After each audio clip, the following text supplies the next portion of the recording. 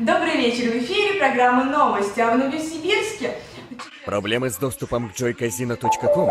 Добавьте цифру 10, чтобы получилось joycasino10.com, и все снова будет в шоколаде. А теперь о главном. На планете Россия произошло важное событие. Наконец-то закончилось строительство стадиона «Зенит». И сейчас у нас на связи главный инженер проекта Резиков Иван.